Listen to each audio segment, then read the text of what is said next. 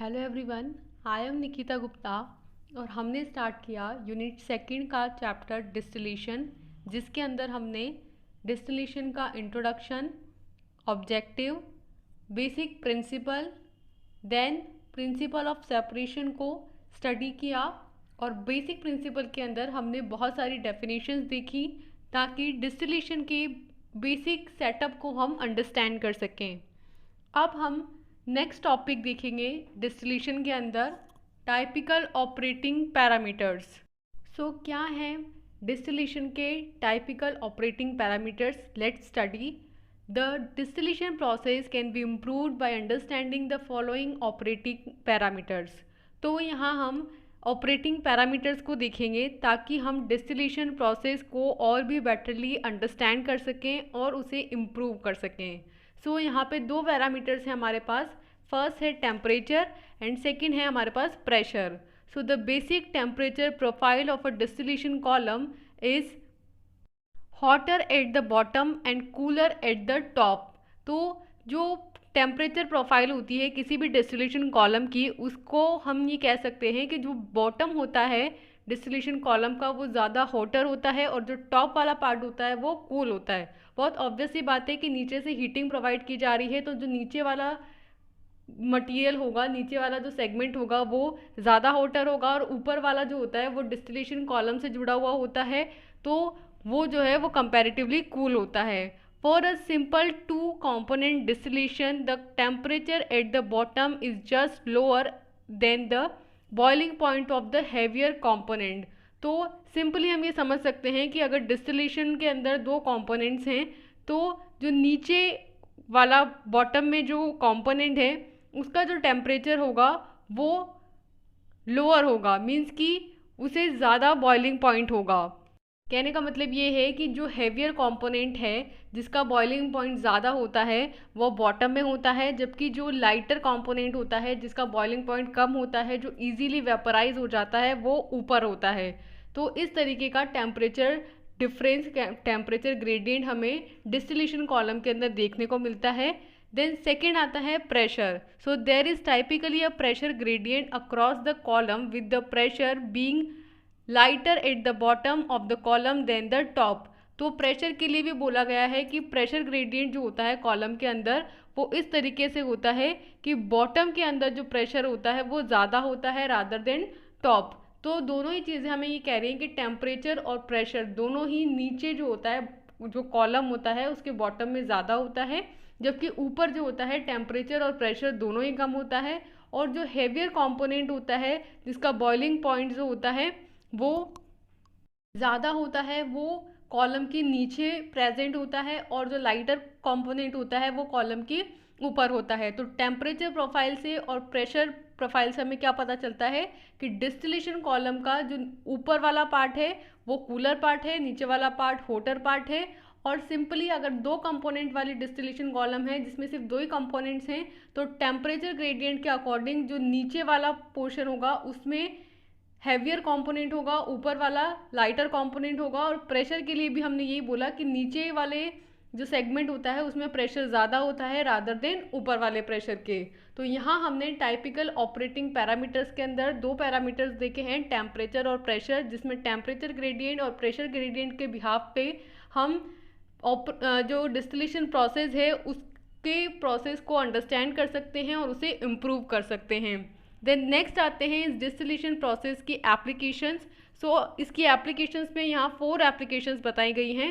First application है कि distillation is use for many commercial process such as production of gasoline, distilled water, xylene, alcohol, paraffin, kerosene and many other liquids. तो distillation जो process है उसका use बहुत सारी commercial processes के लिए किया जाता है। For an example, firstly gasoline की प्रोडक्शन के लिए, सेकंड डिस्टिल्ड वाटर की प्रोडक्शन के लिए, थर्ड जाइलीन की प्रोडक्शन के लिए, फोर्थ अल्कोहल की प्रोडक्शन के लिए, फिफ्थ पैराफिन की प्रोडक्शन के लिए, सिक्स केरोसिन की प्रोडक्शन के लिए एंड सो मैनी और जो अदर लिक्विड्स हैं उनके प्रोडक्शन के लिए डिस्टिलेशन का यूज़ किया जाता है कमर्शियल पैरामीटर्स पे। देन सेकेंड एप्लीकेशन है कि distillation is use for purifying solvents and liquid reaction products. तो डिस्टिलेशन जो प्रोसेस है उसका यूज़ किया जा रहा है सॉल्वेंट्स की प्यूरिफाई करने के लिए, यानी कि सॉल्वेंट्स को क्लीन करने के लिए। अगर सॉल्वेंट्स हैं उसके अंदर कोई इम्प्यूरिटीज़ मिक्स्ड हैं तो उस इम्प्यूरिटी को रिमूव करने के लिए और लिक्विड रिएक्शन प्रोडक्ट्स के प्रिपरेशन के लिए इसका यूज़ किया जाता है। देन थर्ड है कि it is use in the manufacturing of distil water, double distil water, use in water for injection and other pharmaceutical preparations. तो जो डिस्टिल वाटर बनते हैं उनके लिए और डबल डिस्टिल्ड वाटर जो बनते हैं जो कि फर्दर वाटर फॉर इंजेक्शन के लिए यूज़ किए जाते हैं, उनकी मैन्युफैक्चरिंग के लिए इसका यूज़ किया जाता है। और भी जो अदर फार्मास्यूटिकल प्रिपरेशंस होती हैं उनकी प्रोडक्शन के लिए, उनकी मैन्युफैक्चरिंग के लिए डिस्टिलेशन प्रोसेस का यूज़ किया जाता है।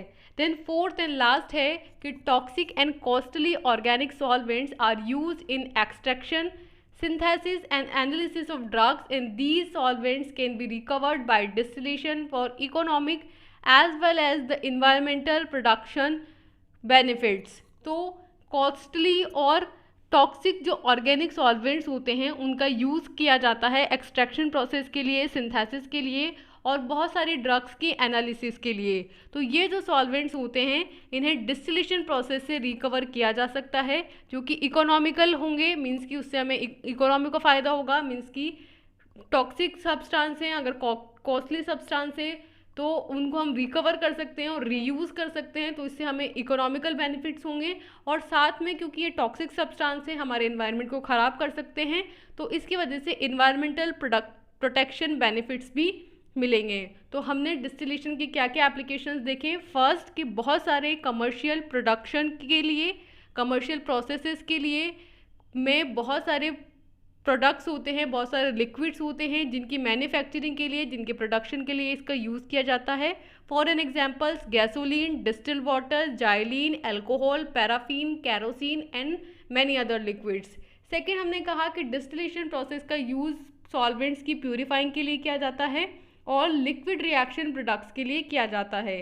देन थर्ड है कि डिस्टिलेशन प्रोसेस का यूज़ डिस्टिल वाटर और डबल डिस्टिल वाटर की मैन्युफैक्चरिंग के लिए किया जाता है जिसका यूज़ वाटर फॉर इंजेक्शन बनाने के लिए करेंगे और अदर फार्मास्यूटिकल प्रिपरेशंस के लिए इसका यूज़ करेंगे। देन फोर्थ है कि जो टॉक्सिक सब्सटेंस होते हैं और जो कॉस्टली ऑर्गेनिक सॉल्वेंट्स होते हैं उनका यूज़ किया जाता है एक्सट्रैक्शन प्रोसेस में, सिंथेसिस प्रोसेस में और ड्रग्स की एनालिसिस में। तो इन सॉल्वेंट्स को डिस्टिलेशन प्रोसेस से रिकवर किया जा सकता है और क्योंकि कॉस्टली सब्सटेंसेस की, कॉस्टली सॉल्वेंट्स की हम रिकवरी कर रहे हैं तो इनसे हमारी इकोनॉमी को फ़ायदा होता है और टॉक्सिक सब्सटेंसेस की रिकवरी करने से एनवायरनमेंट को प्रोटेक्ट होता है। तो these are the applications of distillation. Then next आता है methodology of simple distillation. Means कि अब हम सिंपल डिस्टिलेशन को यहाँ स्टडी करने जा रहे हैं जो कि फर्स्ट इंस्ट्रूमेंट भी हम कह सकते हैं डिस्टिलेशन का, जिसके थ्रू हम डिस्टिलेशन की बेसिक इंस्ट्रूमेंटेशन को अंडरस्टैंड कर पाएंगे। So let's study about methodology of simple distillation. So simple distillation is an unit operation in which two liquids with different boiling points are separated। तो जो simple distillation है वो basically एक unit operation होता है, which means कि ये एक ऐसा प्रोसेस होता है जिसके अंदर स्मॉल स्मॉल स्टेप्स होते हैं जिसके थ्रू डिस्टिलेशन प्रोसेस कंप्लीट होता है। इसमें बेसिकली हम दो लिक्विड्स को लेंगे यहाँ पे, जिसमें कि दो लिक्विड्स को लिया जाता है और ये दोनों लिक्विड्स का बॉइलिंग पॉइंट डिफरेंट होता है, सेपरेट होता है। तो यहाँ पे हम एक छोटा सा यूनिट ऑपरेशन करने जा रहे हैं जिससे कि हमें डिस्टिलेशन की बेसिक मैथडोलॉजी जो है वो समझ आ जाए। तो इसके अंदर जो सिंपल डिस्टिलेशन है इसका बेसिक प्रिंसिपल क्या है कि simple distillation is a process of heating and cooling liquids in order to separate and purifying them. तो सिंपल डिस्टिलेशन क्या है? सिंपल डिस्टिलेशन के अंदर जो लिक्विड्स होते हैं उनको हीट किया जाता है उनके बॉइलिंग पॉइंट के अकॉर्डिंग और फिर उनको कूल किया जाता है और फिर वो सेपरेट हो जाते हैं और फिर उनको प्यूरिफाई कर लिया जाता है। So as the liquid being distilled is heated the vapours from that form are the richest in the component of the mixture that boils at the lower temperature. Purified components boil and thus turns into vapors over a relatively small temperature range, that is 2 to 3 degrees Celsius। तो क्या होता है, जैसे जैसे liquid जो है वो distilled होता है जो हीट होता है तो हीट होने से उसकी वेपर्स बनती हैं और इसकी जो वेपर्स होती हैं वो लिक्विड मिक्सचर के अंदर रिचेस्ट कंपोनेंट बनती हैं। मीन्स कि एक तो लिक्विड ही रह गया, दूसरा वेपर बन रहा है और वो जो वेपर है ना वो उस मिक्सचर के अंदर रिचेस्ट कंपोनेंट है। तो ये जो लिक्विड है जो बॉईल हुआ है, जो जिसकी वेपर्स बन रही है, ये लाइटर कंपोनेंट है जो कि कम टेम्परेचर पे ही बॉईल होने लग जाता है। तो ये वाला जो लिक्विड है जो कि जिसकी वेपर्स बनी हैं, ये वेपर्स ऊपर उठती हैं, purify component boils and thus converts into vapour. तो ये पहले बॉईल होता है, फिर इसकी वेपर्स बनती हैं और एक रिलेटिवली शॉर्ट रेंज के अंदर अराउंड 2 to 3 डिग्री सेल्सियस के अंदर ही दूसरा वाला कंपोनेंट होता है। तो इस कंपोनेंट को फर्स्टली ये जाएगा कंडेंसेटर के अंदर, जहाँ पे ये कंडेंस होगा और वेपर्स फिर से लिक्विड में कन्वर्ट होगी और हमें जो फर्स्ट कॉनिकल फ्लास्क होगा उसके अंदर फर्स्ट कंपोनेंट सेपरेट हो जाएगा। तो किस प्रिंसिपल पे बेस्ड है डिस्टिलेशन? बेसिकली ये हीटिंग और कूलिंग या फिर हम कह सकते हैं वेपराइजेशन और कंडेंसेशन के प्रिंसिपल पे बेस्ड होती हैं, जिसके अंदर हीटिंग करके फिर कूलिंग की जाती है और इस ऑर्डर को करने से जो कंपोनेंट्स हैं वो सेपरेट होते हैं और प्योरीफाई होते हैं। इसके अंदर जिस दो कंपोनेंट्स हमने लिए हैं उनमें से पहला वाला जो कंपोनेंट है जिसे हीट करेंगे, मींस कि दोनों कंपोनेंट से एक साथ हीट करेंगे और जिस कंपोनेंट का बॉइलिंग पॉइंट कम होगा, जो लोअर टेम्परेचर पे ही बॉयल होने लग जाएगा, वो सबसे पहले हीटअप होगा, उसकी वेपर्स बनेंगी और उसकी वेपर्स जो है वो मिक्सचर के अंदर रिचेस्ट हो जाएंगी। फिर ये जो वेपर्स बनी हैं ये फर्दर कंडेंसेशन के अंदर जाएंगी और फिर वहाँ कंडेंस होंगी, कंडेंस होकर के फर्स्टली हमें ये सेपरेट हो जाएगा। फिर जो दूसरा वाला हमारा कंपोनेंट है जिसके बीच में टेम्परेचर डिफरेंस जो है 2 to 3 डिग्री सेल्सियस का ही होता है, वो वहाँ से अगेन उसकी वेपर्स बनने लगती हैं, वो कंडेंसेशन में जाता है और फिर वो हमें सेपरेट अलग कॉनिकल फ्लास्क में मिल जाता है। तो इस तरीके से जो प्यूरिफाइड कंपोनेंट होता है वो बॉयल होता है और उसकी वेपर्स बनती हैं, वो वेपर्स में कन्वर्ट हो जाता है और इसमें जो टेम्परेचर रेंज होता है वो रिलेटिवली बहुत स्मॉल होता है, 2 to 3 डिग्री सेल्सियस के बीच में ही होता है। So this is the principle of simple distillation. Then आते हैं सिंपल डिस्टिलेशन की construction. So the set of simple distillation consist of a distillation flask with a side arm sloping downward, figure 6.3। तो यहाँ पे एक फिगर दिया गया है जिसको आप देख सकते हैं कि एक डिस्टिलेशन फ्लास्क है जिसके अंदर सॉल्ट वाटर को फिल किया गया है, नीचे से इसे हीटिंग मीडियम के थ्रू हीट प्रोवाइड की जा रही है और ऊपर एक थर्मोमीटर है जिससे कि हम देखेंगे कि किस टेम्परेचर पे जो है हमारा component A and component B जो है कंडेंसेटर के अंदर आता है। देन कूलिंग वाटर आउट, यहाँ से जो वाटर है जिसकी वेपर्स हैं वो इस कंडेंसेटर में जाएंगी और कंडेंस होंगी, फिर कूलिंग वाटर इन होगा, यानी कि यहाँ से तो ठंडा पानी अंदर जाता है और यहाँ से ठंडा पानी बाहर निकलता है। इस तरीके का कंडेंसेशन होता है ये। और फिर यहाँ से हमारी जो ड्रॉप बाई ड्रॉप जो डिस्टिलेट होता है, जो प्योर वाटर होता है, वो हमें ऑब्टेन्ड होता है। तो इस तरह की कंस्ट्रक्शन होती है सिंपल डिस्टिलेशन की, जिसे हमने यहाँ डायग्राम से देखा है। अब हम इसकी थ्योरी में देख रहे हैं कि जो सिंपल डिस्टिलेशन होता है उसके अंदर एक डिस्टिलेशन फ्लास्क होता है जिसके साइड में एक स्लोपिंग डाउनवर्ड साइड आर्म होती है। The mouth of the flask is fitted with cork closure with inserted thermometer. अब जो फ्लास्क है उसके माउथ पे, उसके मुंह पे एक कॉर्क लगा होता है। ये कॉर्क जो है वो क्लोज होता है और इसमें एक थर्मोमीटर इंसर्ट किया होता है ताकि हम टेम्परेचर को नोट कर सकें। Then condenser is attach to the sloping arm with cold water circulation with inlet at the lower side and outlet at the upper side. फिर एक साइड में जो साइड आर्म होती है उसमें कंडेंसर लगा होता है। ये जो कंडेंसर होता है इसमें स्लोपिंग आर्म होती है जिसमें कि वाटर का सर्कुलेशन होता रहता है, कोल्ड वाटर होता है और ये जो कोल्ड वाटर होता है इसका इनलेट नीचे की साइड से होता है और आउटलेट ऊपर की साइड से होता है। तो उसकी कंस्ट्रक्शन में हमने डायग्राम देखा सबसे पहले। उस डायग्राम्स को देख करके हमें ये पता चला कि सिंपल डिस्टिलेशन में बेसिकली 3 कंपोनेंट्स होते हैं। पहला होता है डिस्टिलेशन फ्लास्क जिसके अंदर डिस्टिलेशन प्रोसेस हो रही होती है, या हम कह सकते हैं वेपराइजेशन प्रोसेस हो रही होती है। सेकेंड होता है कंडेंसर जिसके अंदर कंडेंसेशन प्रोसेस हो रही होती है।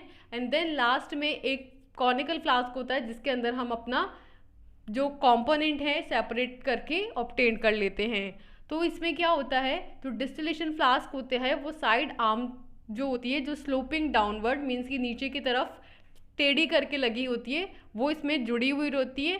फिर इसका जो फ्लास्क का मुंह होता है उसमें कॉर्क लगा होता है और कॉर्क के थ्रू वो बंद होता है ताकि पूरी तरीके से हीट जो है वो अंदर ही रहे, वेपर्स अंदर ही रहें और बाहर नहीं निकले। इसमें एक थर्मोमीटर लगाया जाता है ताकि हम टेम्परेचर नोट कर लें कि किस टेम्परेचर पे जो हमारी वेपर है वो बाहर आना स्टार्ट हुई हैं।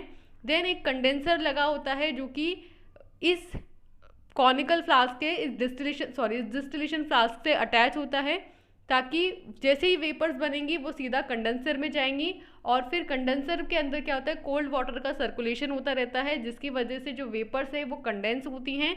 ये वाटर का सर्कुलेशन ऐसे होता है कि इसका इनलेट नीचे की साइड होता है और इसका आउटलेट ऊपर की साइड होता है।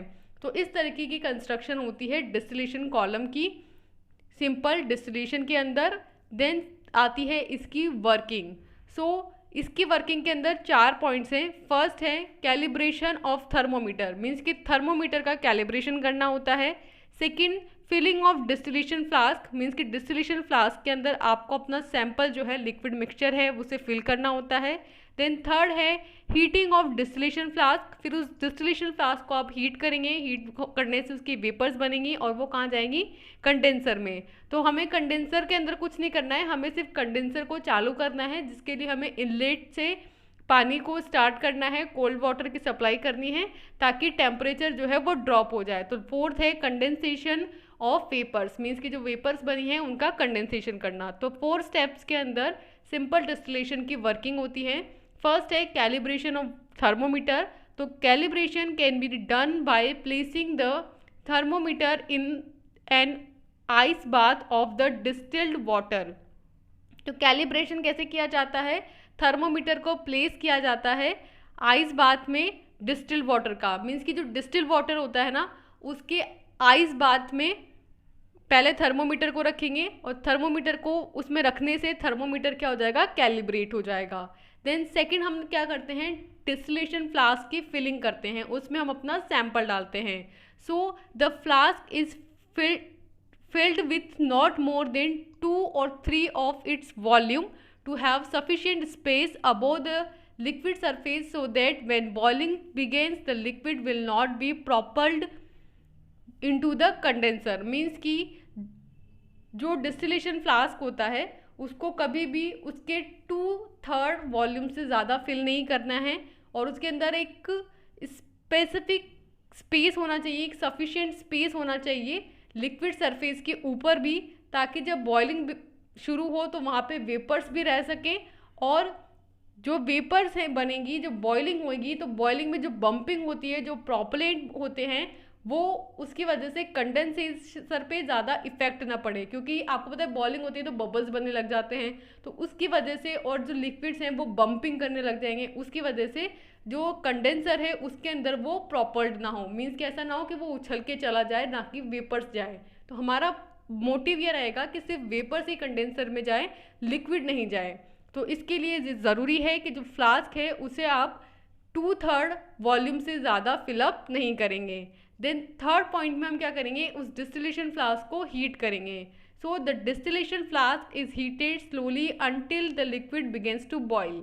तो जो डिस्टिलेशन फ्लास्क है उसको धीरे धीरे गर्म किया जाता है ताकि जो लिक्विड उसके अंदर फिलअप है वो बॉयल होने लगे, और उसको धीरे धीरे करेंगे, तब तक करेंगे जब तक कि लिक्विड जो है वो बॉयल होना स्टार्ट नहीं हो जाता। देन फोर्थ पॉइंट है कि जो वेपर्स बन रही हैं उनको कंडेंस करना।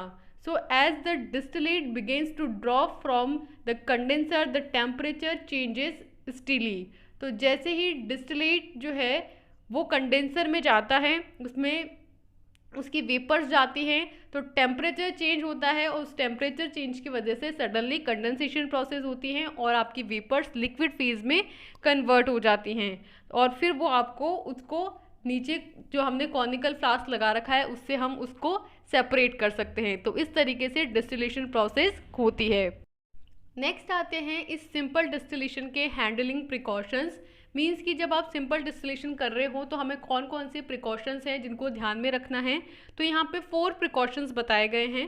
फर्स्ट है कि if direct heating is use, stop the heat source from the distillation flask before all of the vapours is vaporise.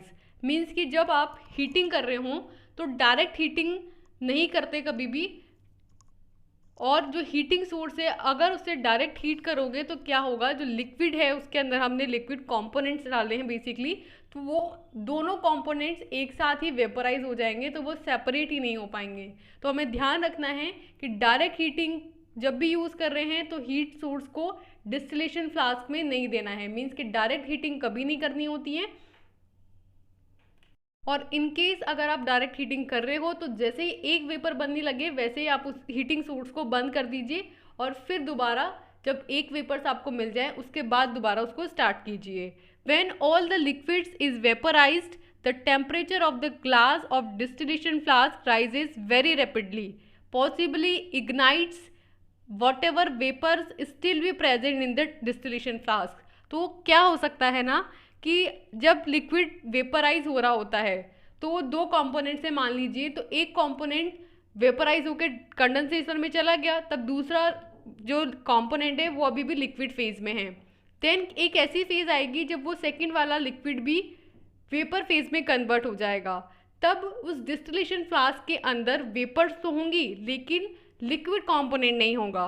तो उस टाइम पे भी अगर आप इग्नाइट कर रहे हो, उस टाइम पे भी आप हीटिंग प्रोवाइड कर रहे हो, तो उस हीटिंग की वजह से हो सकता है कि जो डिस्टिलेशन फ्लास्क है वो टूट जाए, या हम बोल सकते हैं कि इग्नाइट हो जाए। तो हमें ये ध्यान रखना है कि जैसे ही पूरा लिक्विड ख़त्म हो जाता है और सिर्फ वेपर वेपर रह जाती है, तब हमें उस हीटिंग सोर्स को वहाँ पे बंद कर देना है।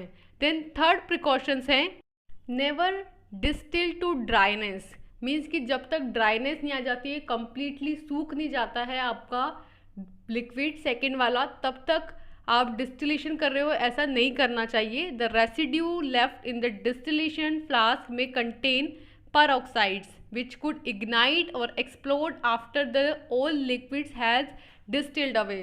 तो जैसे ही दोनों कंपोनेंट्स हैं अगर मान लीजिए आपके, और दोनों ही डिस्टिल्ड हो जाते हैं, दोनों ही वेपराइज हो जाते हैं, तो जब तक कि पूरा डिस्टिलेशन फ्लास्क जो है हमारा वो ड्राइनेस ना हो जाए तब तक उसको डिस्टिल्ड नहीं करना है हमें। उसके अंदर जब थोड़ा सा रेसिड्यू रह जाता है तभी बंद कर देना है, क्योंकि जो थोड़ा सा रेसिड्यू रहता है ना बेसिकली उसके अंदर पेरोक्साइड्स होते हैं, और उसकी वजह से क्या हो सकता है, जो लिक्विड है वो इग्नाइट हो सकता है और एक्सप्लोड हो सकता है, और जो सारा लिक्विड है वो बाहर आ सकता है। तो इसलिए कभी भी ड्राइनेस तक पूरा डिस्टिलेशन नहीं करना है। देन फोर्थ प्रिकॉशन है कि make sure that all the joints are securely very tightly, if any vapours escape at the connection points it may come into direct contact with heat source and ignite। तो हमेशा ध्यान रखना है कि जितने भी जॉइंट्स लगे हैं, जैसे कि आपके कंडेंसर और जो हमारा डिस्टिलेशन फ्लास्क है उसके बीच में, और कंडेंसर और लास्ट में जो बाहर निकलने वाली ट्यूब है उसके बीच में, तो जितने भी जॉइंट्स लगे होंगे वो बहुत ही टाइटली जॉइंट हों, उनमें आप बाकायदा ग्लिसरीन लगा के उन्हें जॉइंट करें, और ध्यान रखें कि वो अच्छे से टाइटली जॉइन हो जाएं, क्योंकि अगर उनमें से कोई भी वेपर बाहर आ गई उन कनेक्शन से तो वो हीट सोर्स के डायरेक्ट कांटेक्ट में आ जाएंगी और उसकी वजह से वो इग्नाइट हो जाएंगी, जल जाएंगी। तो हमने क्या क्या प्रिकॉशंस देखे। पहला प्रिकॉशन हमने देखा कि फर्स्टली तो हमें डायरेक्ट हीटिंग नहीं देनी है, और अगर हम डायरेक्ट हीटिंग दे रहे हैं तो फिर हमें जैसे ही लिक्विड वेपराइज हो जाता है वैसे ही उसको स्टॉप कर देना है। सेकंड हमने कहा कि जो लिक्विड है अगर वो वेपराइज हो रहा है और वेपराइज होके उसकी वेपर्स जा रही हैं, तो उसके बाद जो सेकंड वेपर रह जाती है, सेकंड लिक्विड रह जाता है, तो उस लिक्विड के वेपराइज होने के बाद जब कोई लिक्विड रिमेनिंग नहीं है उस टाइम पे आपको और ज़्यादा हीट नहीं करना है, क्योंकि और ज़्यादा हीटिंग की वजह से वो जो लिक्विड है, जो कॉलम है, वो इग्नाइट हो जाएगा, वो जल जाएगा, क्योंकि उसमें आप ये सोच रहे हैं कि उसके अंदर तो अभी वेपर्स हैं, पूरा प्रोसेस नहीं हुआ है, बट ऐसा नहीं होता है। लिक्विड ख़त्म हो गया मीन्स कि पूरे वेपराइजेशन प्रोसेस वहाँ पे हो गई है। थर्ड कि ऐसा भी नहीं करना है कि कम्प्लीटली ड्राइनेस तक आप उसको हीट किए जा रहे हो, क्योंकि लास्ट वाला जो रेसिड्यू पार्ट होता है डिस्टिलेशन कॉलम के अंदर उसमें बेसिकली पेरोक्साइड्स होते हैं, तो वो क्या कर सकते हैं, इग्नाइट कर सकते हैं, एक्सप्लोड कर सकते हैं। तो डिस्टिलेशन कॉलम से बाहर आ सकता है वो एक्सप्लोजन, इसलिए ये ज़रूरी है कि लास्ट में थोड़ा सा हमेशा रिमेन रहे जब लिक्विड, तभी आप हीटिंग सोर्स को बंद कर दें। देन लास्ट में ये सबसे ज़रूरी है कि जितने भी जॉइंट्स हैं वो सारे आपस में अच्छी तरह से टाइटली क्लोज हों, सिक्योर हों, क्योंकि अगर उनमें से किसी भी कनेक्शन से बाहर आ जाती हैं कोई वेपर तो वो डायरेक्ट में हीट सोर्स के कांटेक्ट में आकर के इग्नाइट हो सकती हैं, जल सकती हैं। तो ये हमें हैंडलिंग प्रिकॉशंस ध्यान रखने हैं इस सिंपल डिस्टिलेशन के केस में। नेक्स्ट आते हैं सिंपल डिस्टिलेशन के एडवांटेजेस। सो फर्स्ट है कि it is simple, cheap, easy and economic method. Means कि बहुत सिंपल है, इसको इजीली ऑपरेट कर सकते हैं। सिर्फ आपको सारे कनेक्शंस लगा दीजिए, सैंपल डाल दीजिए, हीटिंग करनी है और खुद वेपर बन जाएंगी, देन कंडेंस हो जाएंगे, आपको प्रोडक्ट मिल जाएगा। तो बहुत सिंपल है, चीप है, कोई बहुत इसकी इंस्ट्रूमेंटेशन जो है वो कॉस्टली नहीं होती, कोई इसमें बड़ा सा इंस्ट्रूमेंट नहीं होता, सिर्फ कांच के या फिर बोरोसिल के इंस्ट्रूमेंट्स होते हैं, इक्विपमेंट्स होते हैं और उनको ज्वाइन करके भी आप इसे कर सकते हो। बहुत इजी मेथड है और इकोनॉमिक भी है, ज़्यादा कॉस्टली मेथड नहीं है। देन सेकंड है कि इट रिक्वायर्स लेस एनर्जी, कोई ज़्यादा एनर्जी की रिक्वायरमेंट नहीं है, आपको बस एक बार सेटअप लगाना है, उसके बाद आराम से बैठ जाओ और देखते रहो, ऑब्जर्व करते रहो। देन थर्ड है कि this process requires single run and third it is comparatively faster. तो इसमें क्या है, सिंगल रन होता है, मीन्स कि एक बार आपने डाल दिया और ऐसा नहीं है कि कंटिन्यूस प्रोसेस है कि भाई होता रहेगा, ऐसा नहीं है। एक बार आपने जितना रिक्वायर्ड वॉल्यूम है, मिक्सचर है, उसे डाल दिया और फिर उसमें देखना है कि कितना टाइम में हो गया, तो आप एक टाइम का भी इसमें आइडिया लगा सकते हो और उस टाइम के बिहाफ पे उसको रन करवा सकते हो। तो ये कंपैरेटिवली फास्टर मेथड है। तो हमने इसके एडवांटेजेस में क्या क्या देखे, फर्स्ट सिंपल मेथड है, सेकंड चीप मेथड है, ज़्यादा कॉस्टली नहीं है, थर्ड इजी है इसको ऑपरेट करना, फोर्थ ये एक इकोनॉमिक मेथड है, फिफ्थ इसके लिए एनर्जी की रिक्वायरमेंट बहुत कम होती है और लास्ट की ये जो है सिंगल रन पे प्रोसेस होती है ये और एक कंपैरेटिवली फास्टर मेथड है। देन नेक्स्ट आते हैं सिंपल डिस्टिलेशन के डिसएडवांटेजेस। तो इसके डिसएडवांटेजेस में फर्स्ट पॉइंट है कि द फाइनल प्रोडक्ट में कंटेन इम्प्योरिटीज़। मीन्स कि जो डिस्टिलेशन से जो हमें प्रोडक्ट मिलता है वो ऑफकोर्स उसमें सेपरेशन हो जाता है, लेकिन वो कम्प्लीटली प्योर हमें नहीं मिलता है, उसकी हमें फर्दर प्यूरिफिकेशन करनी होती है क्योंकि उसमें इम्प्योरिटीज़ प्रेजेंट होती हैं। तो इसका डिसएडवांटेज है कि जो फाइनल प्रोडक्ट हमें मिलेगा उसके अंदर इम्प्योरिटीज़ होंगी। सेकेंड है कि जो एजियोट्रॉपिक मिक्सचर्स होते हैं cannot be separated by simple distillation. Means कि वो liquid mixtures, azeotropic mixture means जिनके बॉइलिंग पॉइंट सेम होते हैं, तो ऐसे मिक्सचर जिनका बॉइलिंग पॉइंट सेम होगा उन्हें आप सिंपल डिस्टिलेशन से सेपरेट नहीं कर सकते हो, क्योंकि बेसिकली ये बॉइलिंग पॉइंट में डिफरेंस के बिहाफ पर ही सेपरेशन करती है। तो एजियोट्रॉपिक मिक्सचर को हम इससे सेपरेट नहीं कर पाएंगे। देन थर्ड है कि not suitable for mixtures containing thermolabile components. तो वो मिक्सचर जिनके अंदर थर्मोलेबाइल कंपोनेंट्स हैं उन्हें भी हम इससे सेपरेट नहीं कर सकते हैं, क्योंकि इसमें बेसिकली हम हीट प्रोवाइड करते हैं और हीट की वजह से थर्मोलेबाइल जो सब्सटेंसेस है वो डिग्रेड हो जाएंगे, तो इसलिए ये थर्मोलेबाइल कंपोनेंट्स के लिए भी सुटेबल नहीं होंगे। देन फोर्थ है कि the volume of mixture should not more than 2/3 of the container.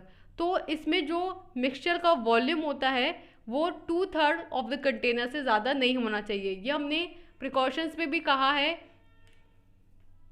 Sorry working में हमने बोला है कि जब भी आप इसमें फिलअप करेंगे अपने सैम्पल मिक्सचर को तो हम उसको 2/3 ऑफ वॉल्यूम से ज़्यादा नहीं फिलअप करेंगे, क्योंकि 2/3 से ज़्यादा करने की वजह से वो कंडेंसर में बम्पिंग हो सकती है। तो हमने इसके क्या क्या डिसएडवांटेज देखे, पहला कि जो प्रोडक्ट मिलेगा वो प्योरली प्योरीफाइड नहीं होगा। सेकंड, एजियोट्रॉपिक मिक्सचर्स को उन्हें इस सिंपल डिस्टिलेशन मेथड से सेपरेट नहीं किया जा सकता। और थर्ड पॉइंट ये है कि जो थर्मोलेबाइल सब्सटेंसेस होते हैं उन्हें भी इस मेथड से सेपरेट नहीं किया जा सकता, क्योंकि हीटिंग प्रोवाइड की जाती है जिसकी वजह से वो डिग्रेड हो जाते हैं। देन फोर्थ पॉइंट है इसमें कि 2/3 से ज़्यादा वॉल्यूम जो है हमें इसमें फिलअप नहीं करना है, तो ये इसके डिसएडवांटेजेस हैं। देन नेक्स्ट आते हैं सिंपल डिस्टिलेशन की एप्लीकेशंस और वी कैन से यूजेस। तो फर्स्ट यूज है इसमें कि simple distillation is primarily use for the production of distilled water. Simple distillation का सबसे ज़्यादा जो यूज़ किया जाता है, सबसे प्राइमरली जो यूज़ किया जाता है वो डिस्टिल्ड वाटर को बनाने के लिए किया जाता है। सेकंड है कि many volatile oils are separated by simple distillation. Means कि सिंपल डिस्टिलेशन प्रोसेस को यूज़ करके बहुत सारे जो वॉलेटाइल ऑयल्स होते हैं उनको सेपरेट किया जा सकता है, जो कि वॉलेटाइल है। मीन्स कि टेम्परेचर देने पे सडनली बहुत कम टेम्परेचर पे ही क्या हो जाएंगे, वेपराइज हो जाएंगे, उसको कंडेंस कर लेंगे, सेपरेट कर लेंगे। तो बहुत ईजीली है सिंपल डिस्टिलेशन मेथड के लिए इससे सेपरेट करना। देन थर्ड है कि it is also use in the separation of organic solvents from the mixture. Means कि जो मिक्सचर होता है कंपोनेंट्स का, उससे जो ऑर्गेनिक सॉल्वेंट होते हैं उनको सेपरेट करने के लिए भी इसका यूज़ किया जाता है। देन फोर्थ है कि it is use to separate non volatile components from volatile one. Means कि जो वॉलेटाइल कंपोनेंट्स हैं उससे नॉन वॉलेटाइल कंपोनेंट्स को सेपरेट कर सकते हैं, क्योंकि वॉलेटाइल कंपोनेंट्स तो टेम्परेचर की प्रेजेंस पे हीटअप होके वेपराइज हो जाएंगे, कंडेंस होके सेपरेट हो जाएंगे, जबकि जो नॉन वॉलेटाइल हैं वो नहीं होंगे, तो वो उस डिस्टिलेशन फ्लास्क में ही रह जाएंगे। तो इस तरीके से हम वॉलेटाइल को भी नॉन वॉलेटाइल से सेपरेट कर सकते हैं इसका यूज़ करके। देन लास्ट आता है कि it is use in the preparing of pharmaceutical स्प्रिट्स। Means कि फार्मास्यूटिकल स्प्रिट्स जो होती हैं उनकी प्रिपरेशन के लिए भी इसका यूज़ किया जाता है। तो हमने सिंपल डिस्टिलेशन की क्या क्या एप्लीकेशन देखे। फर्स्ट, डिस्टिल्ड वाटर के प्रोडक्शन के लिए। सेकंड, वॉलेटाइल ऑयल्स को सेपरेट करने के लिए। थर्ड, ऑर्गेनिक सॉल्वेंट्स की सेपरेशन के लिए। फोर्थ, वॉलेटाइल कंपोनेंट्स को नॉन वॉलेटाइल कंपोनेंट से सेपरेट करने के लिए। और लास्ट, फार्मास्यूटिकल स्प्रिट्स की प्रिपरेशन के लिए। तो हमने यहाँ पे कंप्लीट किया है सिंपल डिस्टिलेशन को। तो हमने सिंपल डिस्टिलेशन में क्या क्या देखा। सिंपल डिस्टिलेशन का जनरल इंट्रोडक्शन, उसका प्रिंसिपल, देन उसकी construction, working, precautions, applications, advantages और डिसएडवांटेजेस। तो इस वीडियो लेक्चर के अंदर हमने 3 टॉपिक्स कवर किए। फर्स्ट, हमने जो टाइपिकल ऑपरेटिंग पैरामीटर्स थे डिस्टिलेशन के, जिसमें टेम्परेचर और प्रेशर आते हैं, उनको स्टडी किया।